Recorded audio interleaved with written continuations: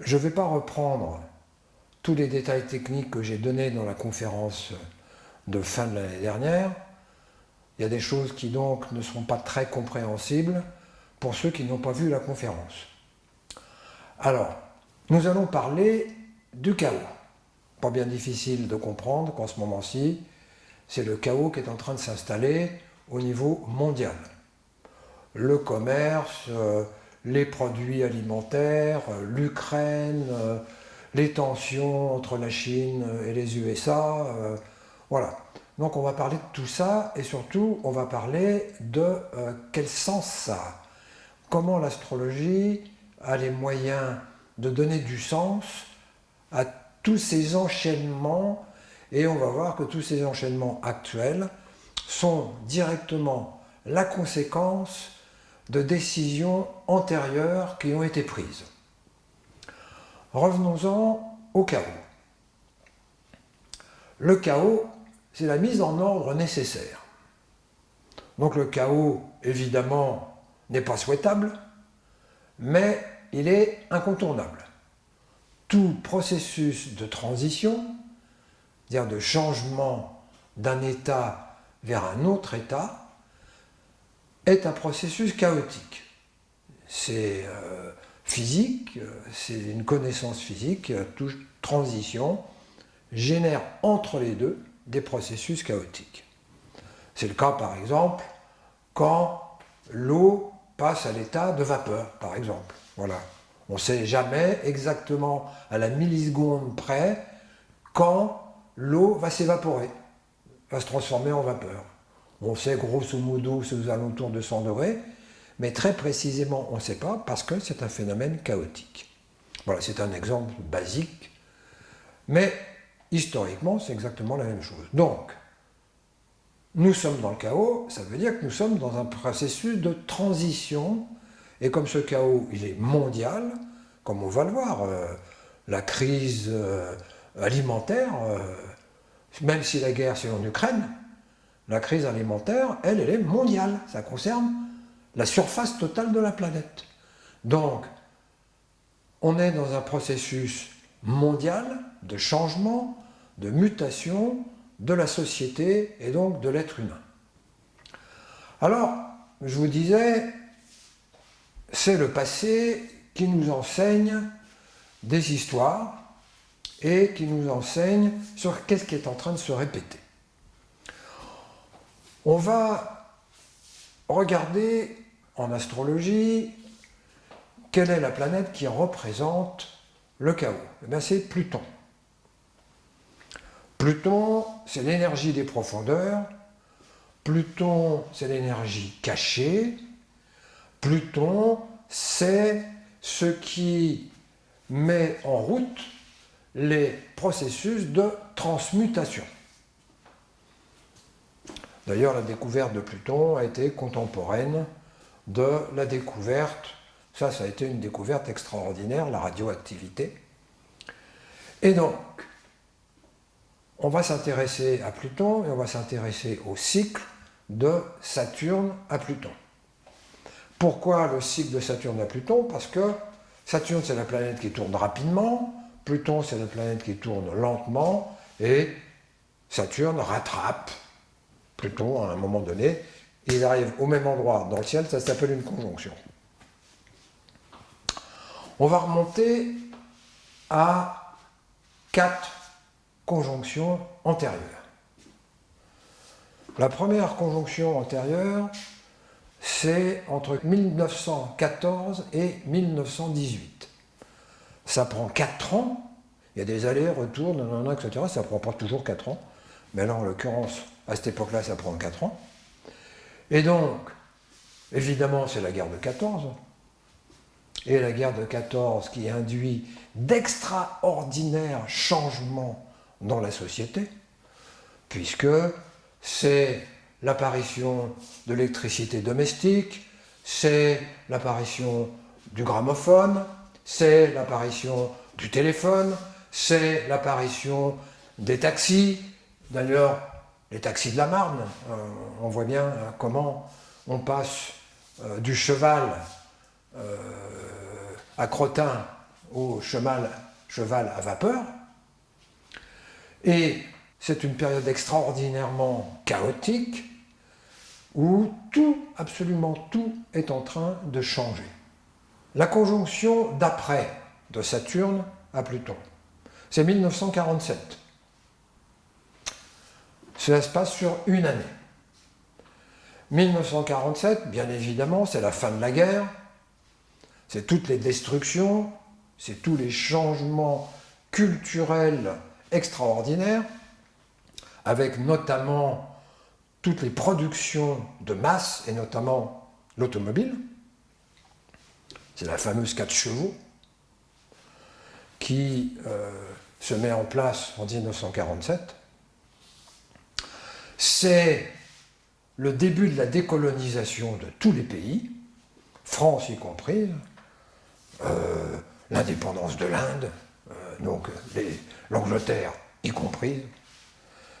Et surtout, c'est une décision américaine, suite à la guerre, et suite à la méfiance des Américains vis-à-vis de l'URSS, à l'époque elle s'appelait comme ça, et c'est l'émergence de la doctrine Truman.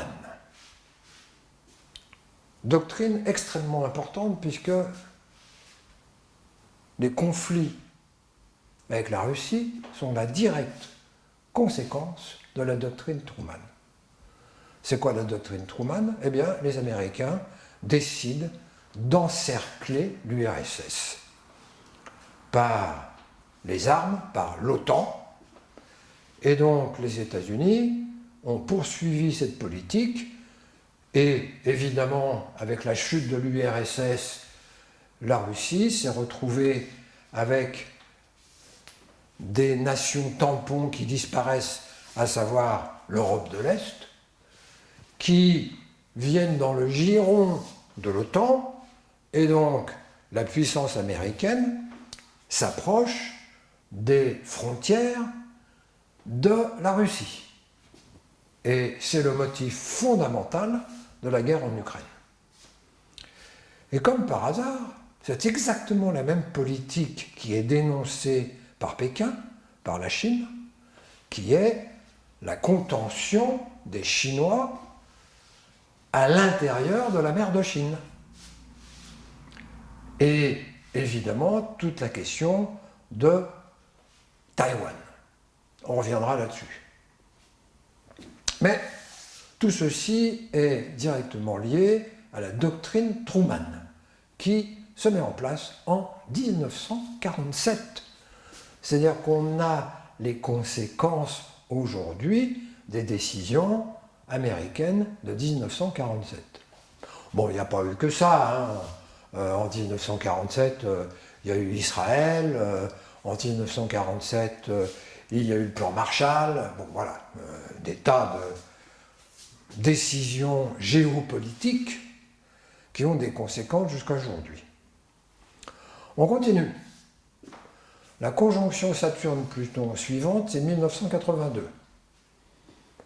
C'est quoi 1982? C'est la guerre du Liban, avec le massacre de Sabra et Shatila, et à la suite de ce massacre, l'émergence de l'OLP et du terrorisme. Mais tout autant, la même année, c'est l'invasion de l'Afghanistan par les Russes, qui va conduire les Américains à armer les Afghans et qui vont conduire ensuite au terrorisme. Donc, le terrorisme a été instrumentalisé pour lutter contre les Russes et a été la conséquence de la guerre du Liban par Israël. Passons au présent. Triple conjonction Jupiter, Saturne, Pluton. On retrouve donc la conjonction Saturne-Pluton. Mais s'y ajoute la planète Jupiter, ce qui fait un cycle beaucoup plus grand que le cycle de Saturne-Pluton. N'empêche que c'est quand même un cycle de Saturne-Pluton. Donc, dans cette triple conjonction Jupiter-Saturne-Pluton, il y a une conjonction Saturne-Pluton, il y a une conjonction Jupiter-Saturne, et il y a une conjonction Jupiter-Pluton. Il y a 3 conjonctions qui se passent au même moment. Reprenons Saturne-Pluton, la conjonction se passe en janvier 2020. Qu'est-ce qui se passe en janvier 2020? L'émergence du Covid. Et toutes les conséquences géopolitiques de l'émergence du Covid, toutes les conséquences sociétales de Covid, toutes les conséquences économiques du Covid, tous les emprunts, les dettes, voilà, et tout le lobbying et l'émergence des fortunes colossales, absolument colossales de sociétés privées, c'est la société pharmaceutique.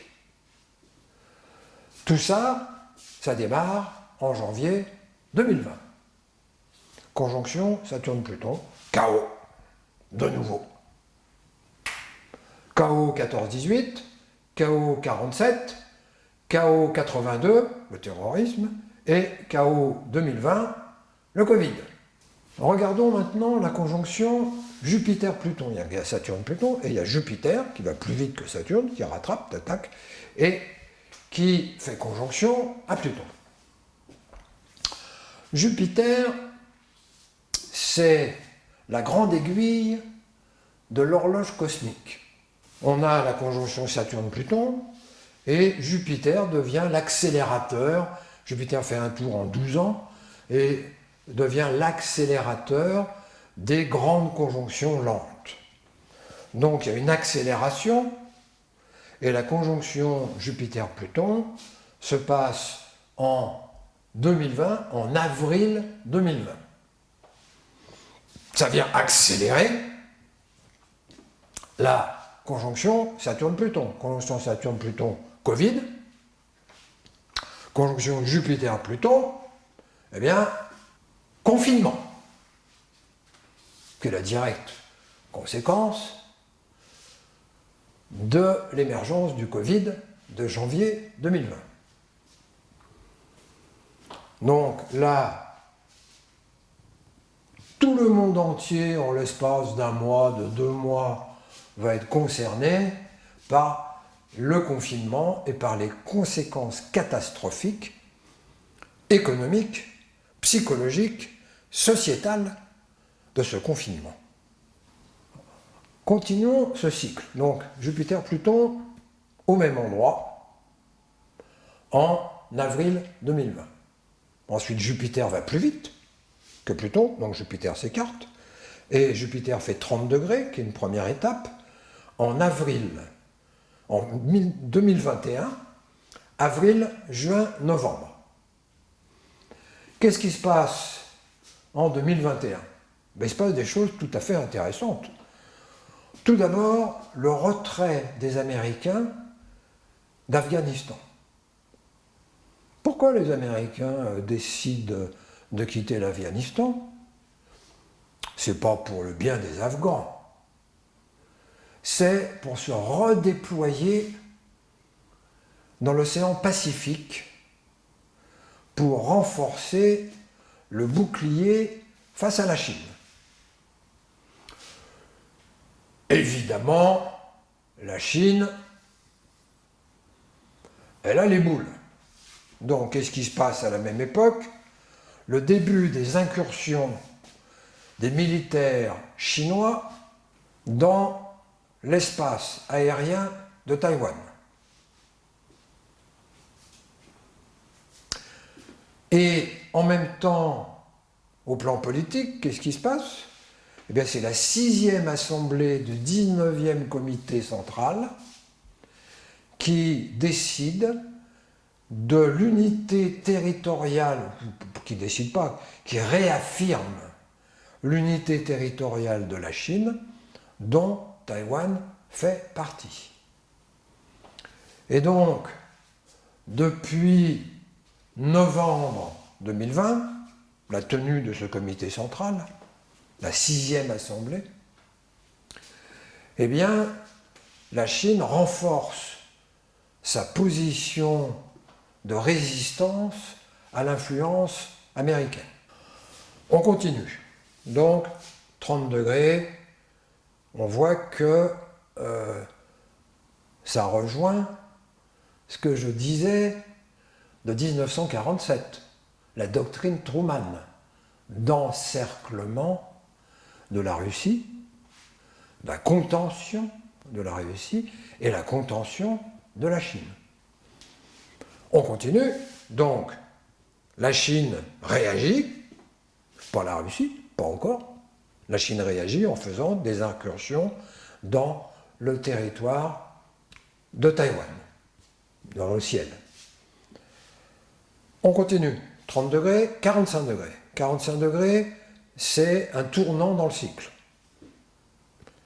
Février 2022, on n'invente rien. Février 2022, invasion de l'Ukraine. Par l'URSS, par la Russie, pardon. Et quel est le motif invoqué par les Russes pour envahir l'Ukraine? La contention de la Russie,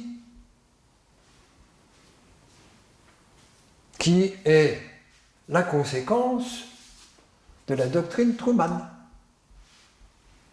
Donc, à son tour, la Russie réagit. Elle frappe fort, elle frappe à côté, il n'y a pas de doute là-dessus, et c'est une décision qui n'est pas adéquate, donc elle s'en mord les doigts. Il n'empêche que c'est une réaction à la doctrine Truman. Étape d'après, 30 degrés, 45 degrés, 60 degrés. 60 degrés, ça s'appelle un sextile en astrologie. Eh bien, qu'est-ce qui se passe? C'est mai 2022, mais à mai 2022, il n'y a pas longtemps, hein. Mai 2022, eh bien, la Chine menace les États-Unis de guerre si Taïwan reprend son indépendance. Donc là, ça commence à chauffer sérieusement. Donc ça chauffe Russie, États-Unis, par l'entremise de l'Ukraine. L'Ukraine, c'est le prétexte, c'est eux qui morfent, c'est la guerre est chez eux, la guerre, c'est pas chez les Américains. Et mai 2022, eh ben, c'est la réaction, c'est-à-dire que l'OTAN s'agrandit, des pays nordiques, la Finlande et la Suède, qui demandent leur adhésion à l'OTAN. Évidemment, réaction des Russes. Étape d'après, on est toujours avec le cycle Jupiter-Pluton. On a vu 30 degrés, 45 degrés, 60 degrés, on arrive à 90 degrés, c'est mai 2023. Donc grosso modo, dans un an. Donc cette histoire de la guerre d'Ukraine, c'est pas fini, c'est pas près d'être fini. Hein. S'il y a quelque chose qui bouge, ça sera en mai 2023. Ce ne sera pas avant. Donc, on est dans l'enlisement du conflit. Et par rapport à la Chine, c'est pareil. C'est en mai 2023 qu'il va y avoir un tournant. Alors, on ne sait pas. Ça dépend des choix géopolitiques, ça dépend de plein de décisions qui sont largement hors d'atteinte des individus. Mais c'est en mai 2023 que la crise va éclater, soit sous forme de résolution, soit sous forme de conflit. Et puis ça peut être résolution pour les Russes et conflit pour les Chinois, enfin voilà, toutes les combinaisons, ça c'est pas écrit à l'avance. Ce qu'on sait, c'est que ce qui a été engagé au mois de mai va continuer jusque mai 2023. Ça, l'astrologie l'affirme. Donc, on est parti pour une guerre des tranchées en Ukraine. C'est très clair. On est parti pour une augmentation des tensions en Indo-Pacifique. Donc voilà, qu'est-ce qui se joue? Et on voit que toutes les tensions qui se jouent, Russie, Chine, sont les conséquences des décisions du passé de 14-18. 14-18, c'est la révolution russe, les Russes ils y sont. 47, les Russes ils y sont, bien sûr, puisqu'ils ont, ils ont été les alliés des Américains dans la guerre de 47. 82, les Russes ils y sont, c'est l'invasion d'Afghanistan. Et bah, évidemment, 2020-2021, les Russes ils y sont, puisque c'est l'Ukraine. Donc, le cycle de Jupiter-Pluton vient développer les choix et décisions de Saturne-Pluton. C'est des sous-étapes, en quelque sorte. Et enfin, on arrive au troisième cycle. On a vu Saturne-Pluton, on a vu Jupiter-Pluton, il reste Jupiter-Saturne. Alors, on a beaucoup parlé de la conjonction Jupiter-Saturne dans la dernière conférence, je ne vais pas revenir là-dessus. Mais ce qui peut être intéressant, là, c'est de redétailler les sous-étapes. Eh bien, la conjonction se fait en décembre 2020. Qu'est-ce qui se passe en décembre 2020? C'est la décision vaccinale de l'Europe. C'est la politique vaccinale. Décembre 2020, puisque c'est là où il y a l'autorisation du vaccin de Pfizer. Conjonction. Décembre 2020. 30 degrés, avril 2022, c'est l'organisation de défense européenne qui se met en place.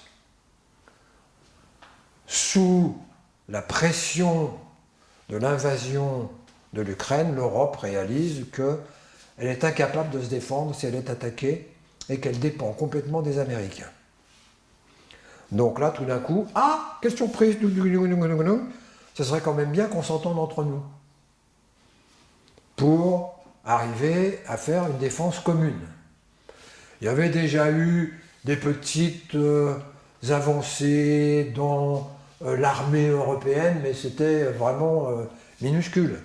Alors que là, la plupart des pays, dont la décision absolument unique de l'Allemagne de décider de s'armer, depuis la fin de la guerre de 1947, l'Allemagne était complètement en retrait par rapport à l'armement. Là, elle a dit, oula, attention, là, ça craint, il faut qu'on s'arme.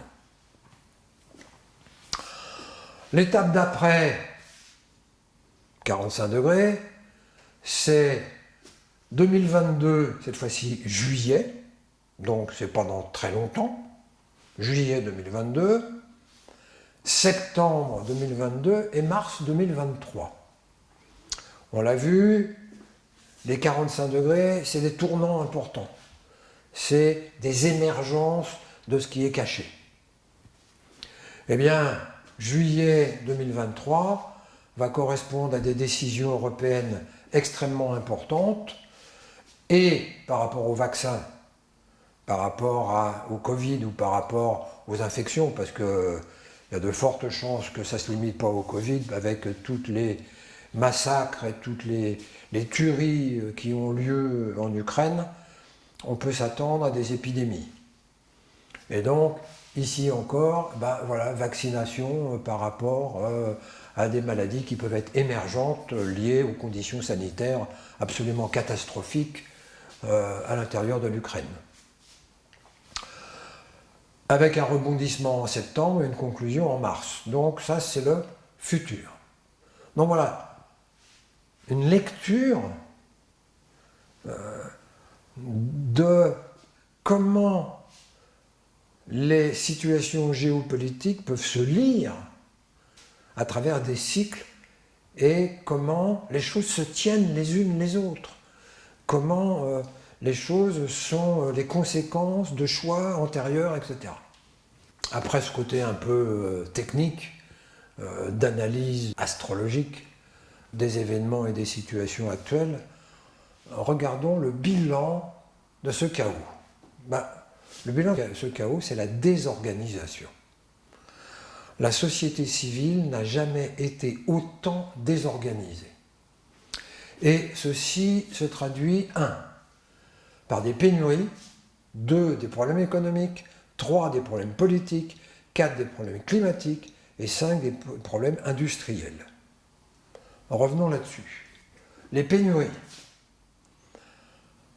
mondiales, ce n'est pas un pays. Pénurie de nourriture, notamment le blé. Mais pas que.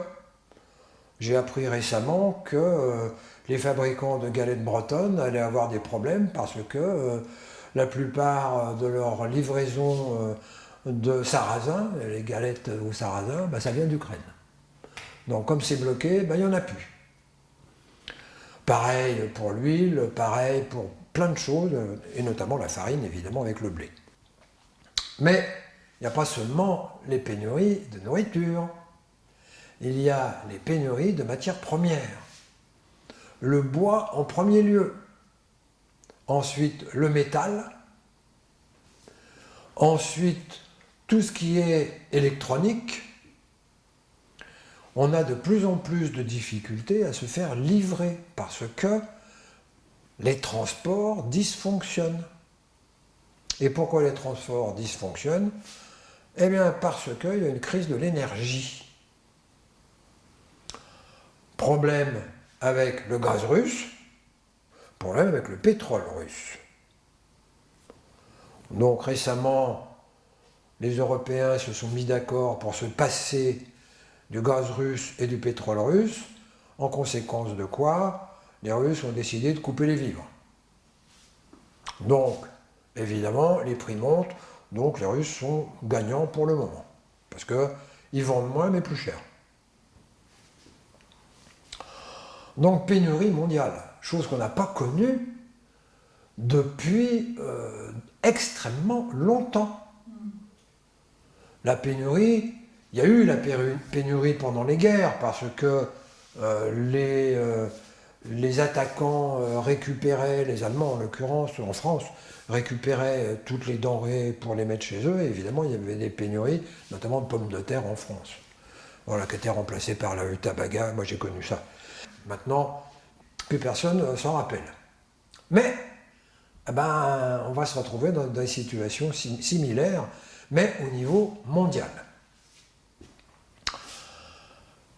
Conséquences économiques. L'économie est dans la folie. Inflation galopante qui va augmenter, qui est déjà là, mais qui va augmenter. Et crise boursière, on va le revoir. On va revoir les causes de cette crise boursière. Désorganisation politique. Crise de la démocratie.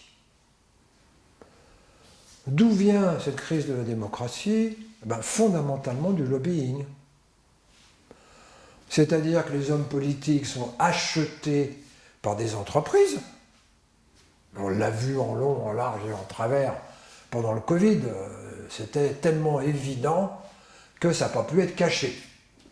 Mais surtout, il y a un phénomène géopolitique extrêmement important qui est en train de se mettre en place, c'est la contestation de la démocratie occidentale par la démocratie à la chinoise qui dénie le primum de la liberté individuelle. Et donc, il y a là une lutte idéologique extrêmement importante qui est en train de se passer et qui prend de l'ampleur entre les États-Unis et la Chine, les États-Unis qui sont défenseurs de la démocratie, et les Chinois qui disent « non, la démocratie, c'est pas ça. Nous, on a une autre idée de la démocratie. » C'est tout nouveau, ça. Ça vient de sortir. Désorganisation liée au climat. Pollution. Chaleur. Bon, ça, c'est évident. Problème de l'eau. Ça, c'est moins évident, mais on va y venir. L'eau va faire défaut. Donc l'eau va devenir une denrée précieuse. Et enfin, désorganisation de l'industrie, qui est liée à la délocalisation. Avec les transports qui augmentent de manière exponentielle, avec la guerre qui fait interférence avec l'économie parce que certains pays ont le droit de vendre, d'autres pays n'ont pas le droit de vendre sous le diktat des États-Unis, c'est-à-dire que la politique vient faire interférence avec l'industrie, et donc du coup toute la délocalisation qui était l'Eldorado de l'industrie devient complètement obsolète parce que on a changé d'époque. Mesdames et messieurs, on a changé d'époque. Ceux qui pensent que ça va revenir en arrière se trompent. Ceux qui voulaient en 14-18 maintenir l'ancien style de vie, ben, ils n'ont pas pu. Parce que la société avance, parce que la technologie avance, parce que le monde change. Et le monde change dans les moments de conjonction Saturne-Pluton. Et on y est. Et on y est de manière forcée. C'est la guerre qui nous y force. On n'a pas le choix. Donc on va voir que nous, en tant qu'individus, on va être en face de choix à faire. Sans ça, on va être ballotté par des décisions géopolitiques qui, notamment à travers les problèmes de nourriture, vont mener à des révoltes, à des émeutes, enfin bon voilà, on a du lourd là. Hein. Donc, problème lié à la délocalisation et problème lié à l'automatisation généralisée intelligente. L'automatisation, c'est pas nouveau. Ce qui est nouveau, c'est l'intelligence artificielle et c'est l'émergence des robots dans les entreprises. Ça va booster complètement le changement à l'intérieur de l'entreprise. Alors après le chaos, qui représente une mise en ordre nécessaire, on va aborder la révolution économique et industrielle qui est en cours. Avec une maxime qui est « quand c'est trop tard, c'est trop tard ». Et on va voir à quoi ça correspond. La révolution économique et industrielle, et financière d'ailleurs, est indiquée en astrologie mondiale par le cycle de Saturne à Uranus. On part toujours de la conjonction. Alors on en a parlé dans la conférence de fin de l'année dernière, donc je ne vais pas redétailler tout le détail, mais on va mettre les étapes principales. Quand Saturne et Uranus sont au même endroit, ça se passe en 1988, 0 degré, conjonction, c'est le krach boursier. Ensuite, 90 degrés, la bulle économique. Ensuite, l'opposition, 180 degrés, la crise bancaire, la crise des subprimes, avec les banques qui se cassent la gueule, où on donne de l'argent aux banques pour continuer le système. Rien ne change, on met des rustines, on met des petits pansements et on continue comme auparavant. Donc, 90 degrés, 180 degrés, 270 degrés, 90 degrés de l'autre côté. Alors, la crise bancaire, c'est 2008-2010, et 270 degrés, c'est 2021. Donc l'année dernière, notamment décembre 2021. Et dans la dernière conférence, je disais que décembre 2021, ben, il ne se passe rien. Non seulement il ne se passe rien, mais c'est la folie boursière. La bourse monte comme elle n'a jamais monté. Il y a des fortunes qui se font au niveau boursier. Les crypto-monnaies là, se vendent et s'investissent. Il y a des gens qui font des fortunes là-dedans.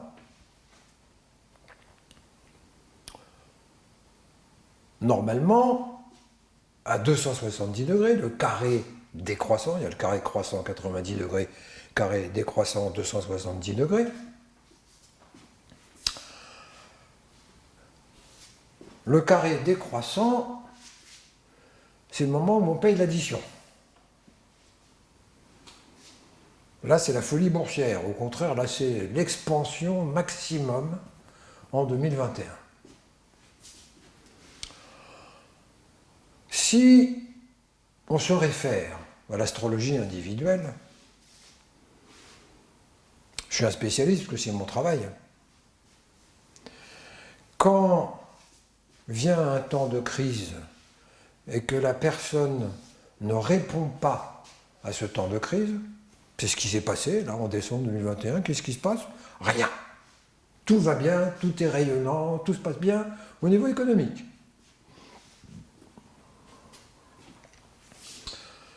Eh bien, c'est toujours l'indication que se prépare une catastrophe. Il y a des conséquences aux choix qui ne se font pas, au bon moment, au moment adéquat. Dans notre vie, c'est facile à repérer. Dans notre vie, quand il y a des trucs qui nous tombent sur le coin de la figure, c'est qu'on a raté un passage. On n'a pas été attentif à la mutation qui se passait à l'intérieur parce que ça casse les pieds, parce que la sécurité, parce que c'est pas ce que j'ai décidé, donc je ne veux pas le savoir. Eh bien, au niveau individuel, quand les choses se passent de cette manière-là, vous pouvez être sûr que, à peu près 1 an après, eh bien, il y a des phénomènes qui se déclenchent, qui rectifient la vie de la personne dans le sens souhaité par l'univers et pas dans le sens souhaité par la personne. Rectification qui va obliger la personne à changer sa vie, que ça lui plaise ou que ça ne lui plaise pas. Donc elle avait le choix, au moment du passage, de mettre en œuvre le changement qui s'imposait, et là tout se passe bien,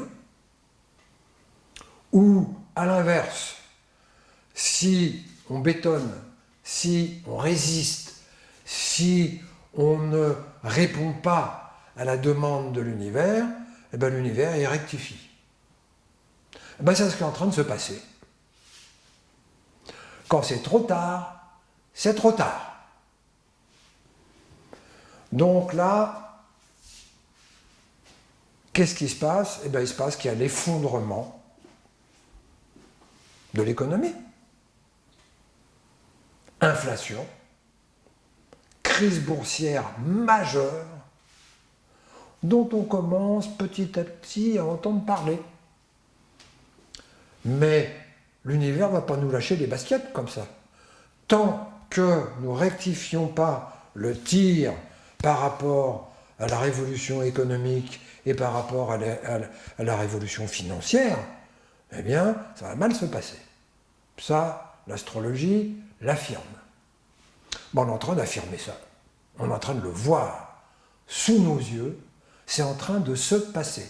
C'est la conséquence d'un choix qui ne s'est pas fait en 2021. Pourquoi ce choix ne s'est pas fait en 2021? Parce qu'il ne s'est pas fait en 2008-2010, quand il y a eu la crise bancaire, où là, il y aurait eu la possibilité de réformer le système bancaire et de faire changer l'économie, mais on a choisi d'injecter de l'argent pour maintenir le système en place plutôt que de réfléchir au fait que s'il y a une crise, il y a peut-être une raison. Eh ben non. Allez, on met des milliards pour remonter les banques qui sont écroulées.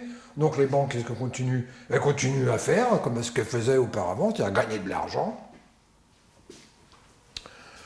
Mais là, c'est la crise parce qu'elles perdent de l'argent. Énormément d'argent. Alors, bilan de cette révolution économique et industrielle. Il y a 2 niveaux de bilan, le niveau économique et le niveau social. Ils se tiennent. On vient de le voir, crise économique. Les matériaux deviennent de plus en plus chers parce qu'ils deviennent de plus en plus rares. Les personnes ont du mal à trouver du boulot. Ceux qui ont du boulot veulent changer de boulot parce que ça devient infernal dans le milieu professionnel. Crise. Et cette crise touche, c'est nouveau, les classes moyennes. C'est les classes moyennes qui sont en train de perdre des emplois. C'est les classes pauvres qui sont dans les difficultés économiques, mais c'est les classes moyennes qui perdent des emplois et qui vont devenir en difficulté économique, en récession. Pourquoi? Parce que c'est l'intelligence artificielle qui va prendre place dans la classe moyenne. C'est les machines qui ont assassiné le milieu ouvrier. C'est l'intelligence artificielle qui va assassiner les classes moyennes. Parce que les robots font mieux et plus vite que l'humain. Surtout avec le développement de l'intelligence artificielle. Dans cette économie, eh bien, on voit de plus en plus les privatisations des biens communs.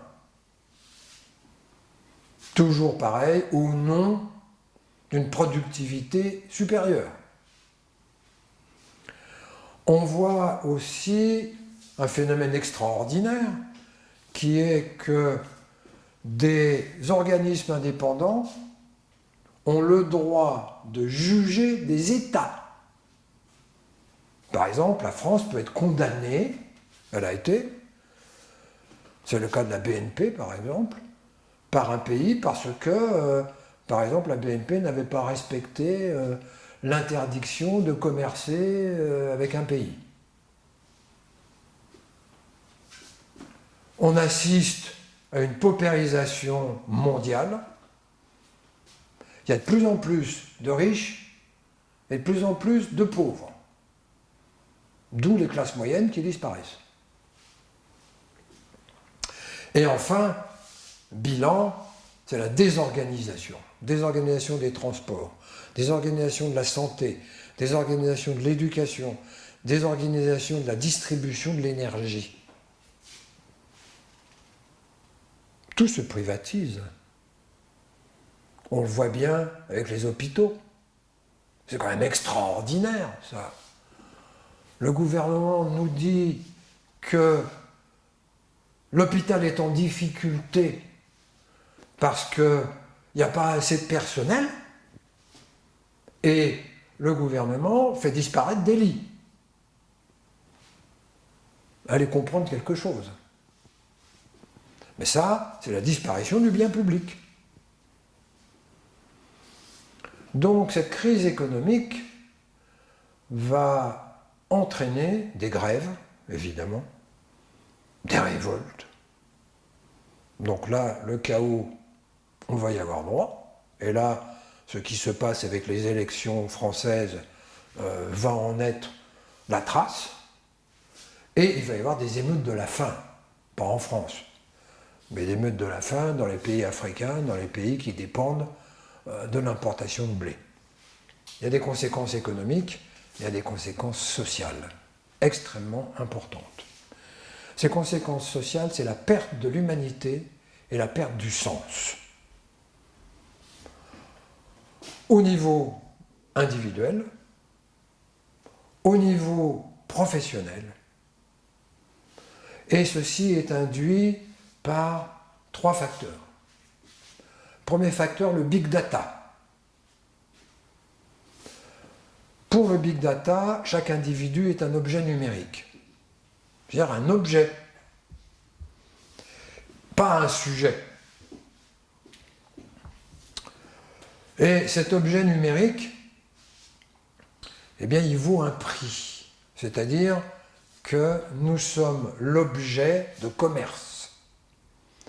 Et qu'est-ce qui est commercialisable de notre vie? Notre singularité. Le big data s'intéresse au singulier. Le big data, c'est la masse, c'est l'énorme quantité d'informations. Et ce qui intéresse le big data, c'est d'extraire les cas particuliers qui vont correspondre à chaque individu. Ça, c'est ce qui s'appelle l'OS-INT. L'OS-INT, c'est Open Source Intelligence. C'est en train de prendre une importance considérable, et notamment, on s'en aperçoit avec la guerre d'Ukraine, puisque on s'aperçoit que la guerre se gagne aussi avec le big data, c'est-à-dire avec les photos qui sont prises par les smartphones des habitants et qui sont mis sur les réseaux sociaux, qui sont récupérés par le big data, qui sont analysés par l'OS-INT et qui permet d'avoir des informations que l'armée n'a pas. Et l'armée utilise les informations de l'OS-INT pour réagir. Un exemple très simple qui est connu, il y avait un intervieweur russe qui faisait un reportage sur une arme militaire pour vanter l'efficacité de cette arme militaire. Et ce camion, là, avec des armes dedans, il était en face d'un hangar. Eh bien, l'OS-INT a découvert, grâce aux réseaux sociaux, quel hangar il s'agit, et l'armée ukrainienne a récupéré cette info pour bombarder et pour taper au mètre près sur cette arme russe. Voilà un exemple. Mais cet exemple, il est valide pour notre vie personnelle tout autant. Toutes nos caractéristiques personnelles sont engrangées dans le big data. C'est-à-dire qu'on a un numéro qui correspond à nous, voilà, un numéro informatique, et sur ce numéro informatique, il y a toutes nos caractéristiques. La santé, ce qu'on aime, ce qu'on regarde à la télé, ce qu'on regarde sur Internet, les sujets qui nous intéressent sur Internet, tout. Pourquoi faire ? Parce que ça s'achète, les entreprises achètent cela. Donc, perte de l'humanité et du sens, c'est-à-dire que nous, en tant qu'individus, on va le voir, si on ne développe pas quelque chose qui nous appartient, eh bien, on est manipulé parce que les entreprises vont savoir exactement ce qui nous intéresse et vont nous vendre ce qui nous intéresse, forcément, ça nous intéresse, on va l'acheter. Et c'est ça qui intéresse le big data. C'est ça qui est particulier, à savoir l'information de masse va permettre d'extraire ce qui est singulier. Alors ça, c'est intéressant. Parce que ça donne à entendre que ce qui a de la valeur, c'est le singulier. C'est pas la masse. Et on va en venir là, sur la notion, dans notre vie, d'accéder au singulier. Plutôt que ce singulier soit défini par quelqu'un d'extérieur et soit utilisé contre nous pour nous agir comme des objets. Alors que même nous, on ne sait même pas ce que nous avons de singulier. Par exemple, il y a un système d'intelligence artificielle qui existe déjà, qui est fonctionnel, et qui utilise les caméras des magasins, qui permet de définir votre profil psychologique en l'espace d'une demi-seconde. Donc le vendeur, il vient vers vous, il sait déjà à l'avance votre profil psychologique et il sait exactement comment vous aborder, qu'est-ce qu'il faut dire, qu'est-ce qu'il ne faut pas dire, voilà. Voilà un exemple du big data. C'est-à-dire l'intelligence artificielle va permettre, grâce à votre morphologie, grâce à vos comportements, grâce aux quelques mots que vous dites, hop, de déterminer quel profil psychologique vous avez, et donc du coup s'adapter à vous pour que vous achetiez. Voilà un exemple. Mais il y en a plein d'autres comme ça. Sur vos téléphones, il va y avoir des assistants personnalisés. Pour l'instant, ce n'est pas le cas. Mais ça va débarquer. Perte d'humanité et de sens. Crise de la démocratie par le lobbying. On ne peut plus avoir confiance dans les hommes politiques parce qu'ils sont achetables par les grosses entreprises. Crise aussi, perte d'humanité et de sens par le télétravail. Le télétravail, c'est le mélange du personnel et du professionnel. Et la personne qui travaille en télétravail se trouve confrontée à la difficulté d'avoir une vie perso parce que le perso et le professionnel se mélangent. Donc du coup, ce qui va être l'intime de la personne disparaît. On va passer maintenant à la prospective. On a vu un peu l'analyse astrologique de ce qui est en train de se jouer là, pour l'humanité, pas seulement pour nous en France, pour l'humanité. Et dans cette prospective, la chose à retenir, c'est qu'on ne reviendra pas en arrière. Il faut vraiment se mettre ça dans le crâne. Tout le monde, plus ou moins, espère que ça va se tasser et que ça va revenir en arrière. Eh ben non. La société est en train de changer de manière radicale et ça va de plus en plus vite. Alors, face à ça, il y a des réponses individuelles, il y a des réponses collectives probables et il y a des réponses souhaitables. Et le probable n'a pas grand-chose à voir avec le souhaitable. Regardons les réponses individuelles. J'en ai déjà parlé, mais je voudrais revenir là-dessus. On vient de voir que pour le big data, ce qui compte, c'est la singularité. C'est ça qui a de la valeur. Puisqu'il y a accès à tout. Tout le monde a accès à tout. Sur Internet, vous allez taper, vous avez une question à poser, vous tapez, vous avez la réponse. Vous avez même mis la réponse. Qu'est-ce qui va permettre aux individus, à nous, en tant que personne, de faire face à ce chaos et de faire face à cette automatisation dont on vient de parler, cette intelligence artificielle qui va prendre de plus en plus de place. Soit on devient des objets, soit on refuse de devenir des objets. Mais refuser de devenir des objets, ça ne veut pas dire être révolté. Ça ne marche pas. Parce que ça, c'est prévu par le système. Il y a une case dans le système, révolté. C'est prévu, c'est managé. C'est ce qui s'est passé dans la crise des Gilets jaunes. Ça a été managé de manière magistrale par les réseaux sociaux, etc. Résultat des courses, 0. Pourquoi ? Parce que les Gilets jaunes n'ont pas été capables de mettre en place une gouvernance partagée.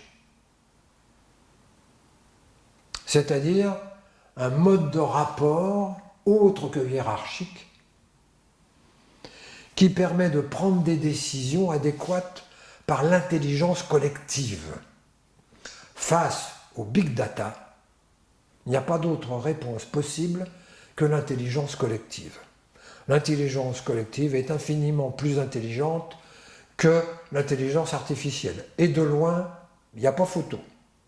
Sauf que l'intelligence collective, c'est pas facile d'accès. Pourquoi c'est pas facile d'accès ?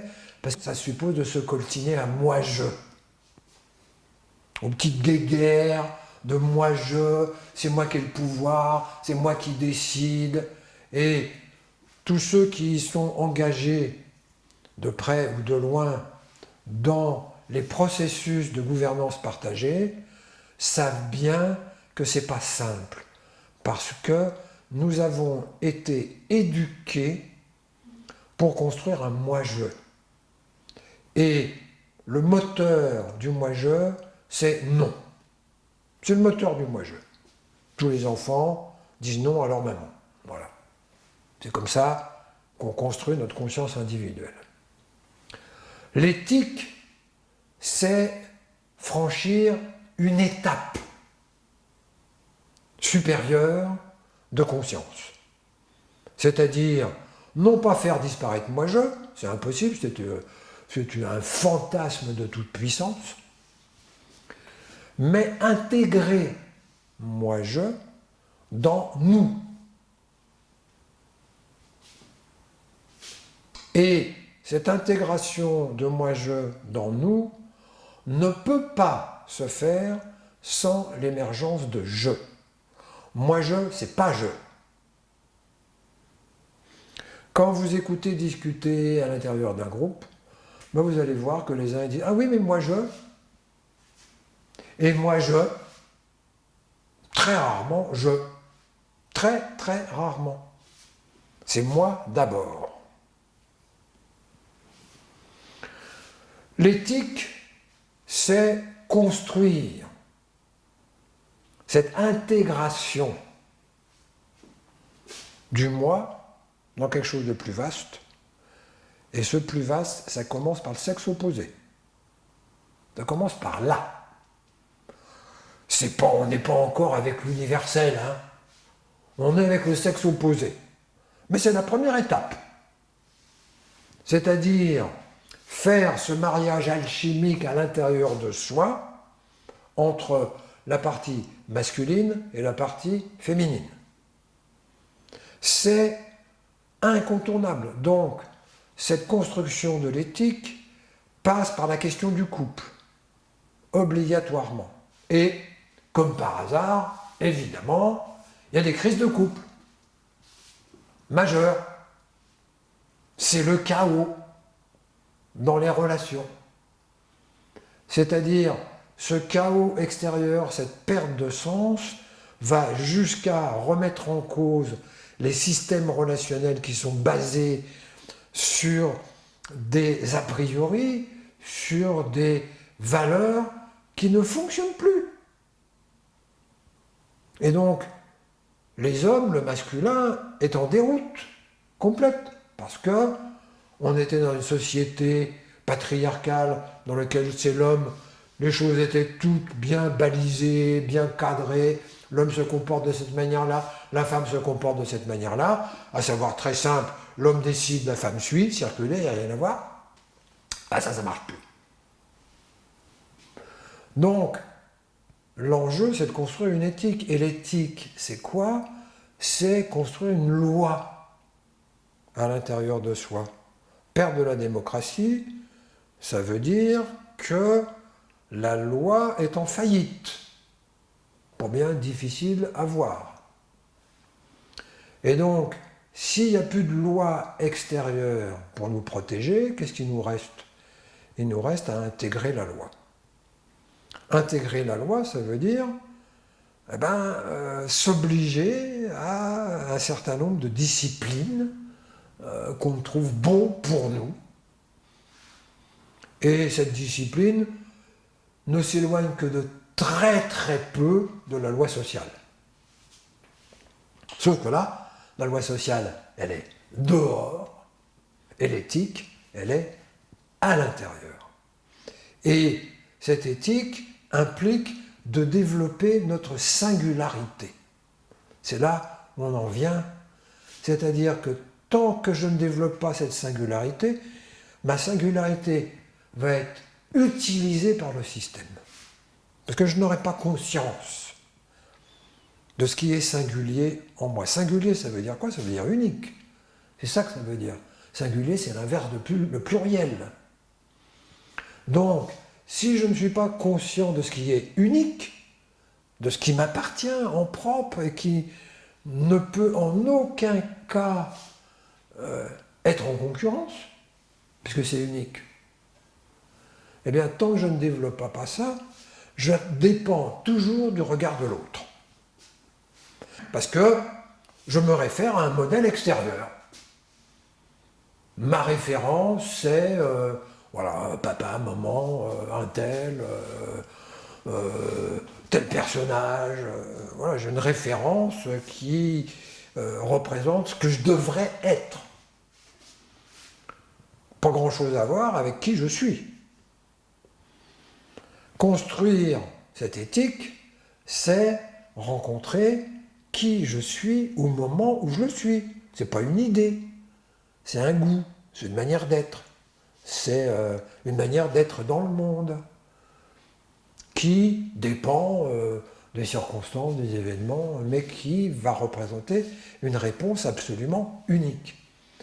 Si je ne développe pas cette conscience de devoir abandonner un modèle pour oser devenir qui je suis, et là, poète, parce que justement, je ne peux plus m'appuyer sur des choses extérieures, c'est unique, voilà, donc l'autre, il ne peut pas m'aider, voilà, parce que l'autre, il n'est pas comme moi, et justement, on en revient à accepter la différence de l'autre.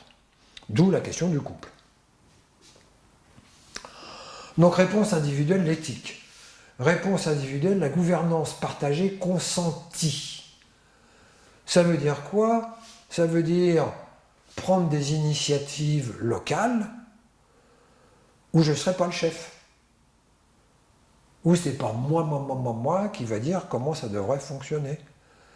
Et donc évidemment toutes les associations sont en échec ou sont en difficulté à cause de cette difficulté à accepter une gouvernance partagée de chacun. Il y a toujours, je vais choisir un chef et je vais le critiquer parce qu'il n'est pas comme il faut.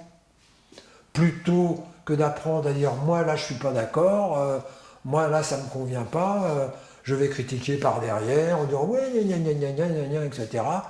Voilà. Et enfin, ce qui va être une réponse individuelle, c'est le local coopératif.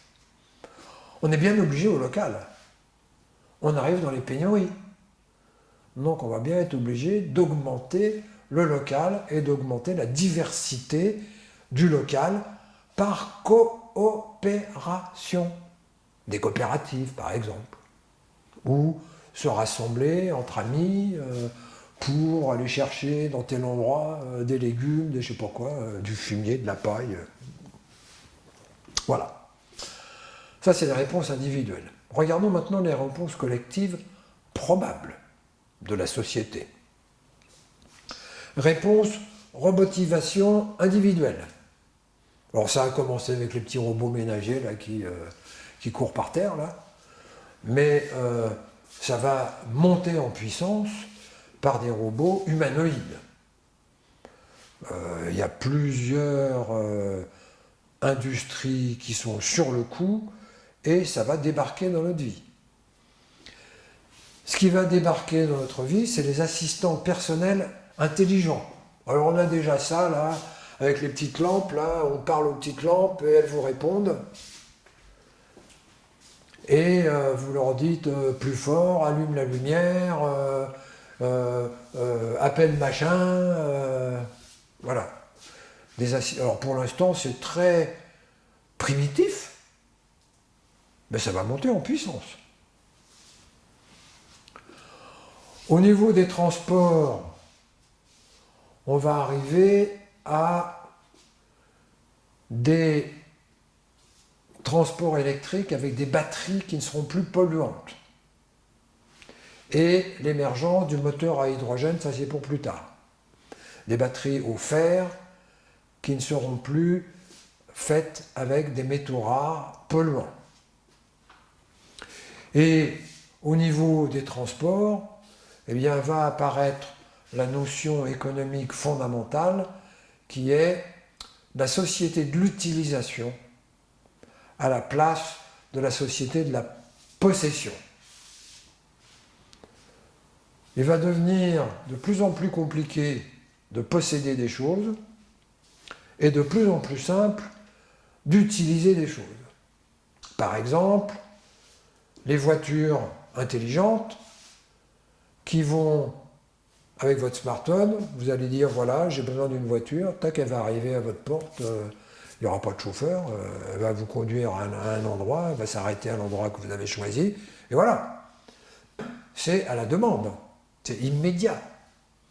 Donc du coup, les transports collectifs, qu'est-ce qui ralentit l'utilisation des transports collectifs? C'est que justement les horaires ne correspondent pas. C'est compliqué, faut attendre. Alors que là, il n'y aura plus besoin d'attendre. J'ai besoin d'une voiture, tac, tac, tac, tac, et 5 minutes après, j'ai ma voiture qui est là.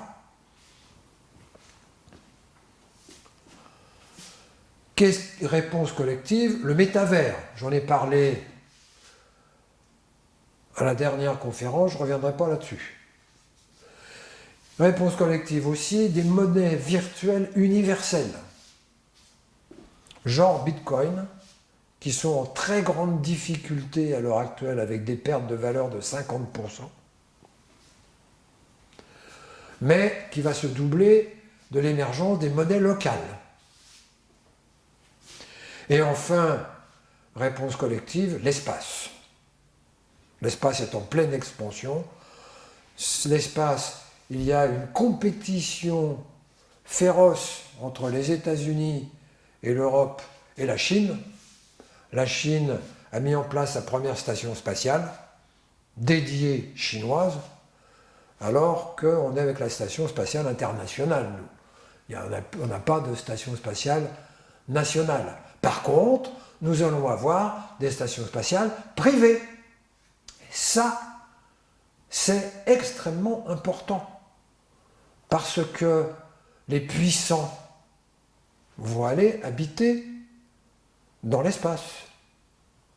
Et vous ne seront plus sujets aux lois qui gouvernent la Terre. Donc, on comprend bien que les milliardaires sont extrêmement intéressés à monter dans l'espace. Donc, en dehors de ça, dans l'espace, de retrouver des nouvelles ressources et de nouveaux matériaux. Alors, on a vu les réponses collectives probables à ce chaos. On va regarder maintenant les réponses souhaitables. Ce qui serait souhaitable de mettre en place. Tout d'abord, le retour à la nature. Bon, ça a déjà commencé. Mais le retour à la nature, c'est pas seulement aller à la campagne. C'est aussi être à l'écoute de son propre corps. De quoi j'ai besoin, de quoi mon organisme, de quoi ma nature intérieure a besoin. En termes de nourriture, mais pas seulement. En termes de système relationnel. Ce qui serait souhaitable, c'est la suppression de l'actionnariat spéculatif. Ça, c'est la mort des entreprises qui sont achetées par des grosses boîtes qui n'ont qu'un objectif, qui est de faire encore plus d'argent, quitte à faire couler l'entreprise qu'elle a achetée. C'est pas grave, elle a fait de l'argent, elle est en train de couler, elle s'en va et elle va voir ailleurs. Ce qui serait souhaitable, c'est la disparition de la bourse, qui fait de l'argent avec de l'argent. Ce qui serait souhaitable, c'est la gouvernance partagée en entreprise. Là, il y a du boulot. Ce qui serait souhaitable, c'est la réintroduction du bien collectif, qui est en train de disparaître par la privatisation. Et enfin et surtout, ce qui serait souhaitable, c'est une révolution de l'enseignement pour nos enfants, pour leur apprendre la conscience, au lieu de leur apprendre du savoir. Du savoir, bien sûr, c'est nécessaire, mais le savoir sans conscience n'est que ruine de l'âme. Eh bien, je vous remercie.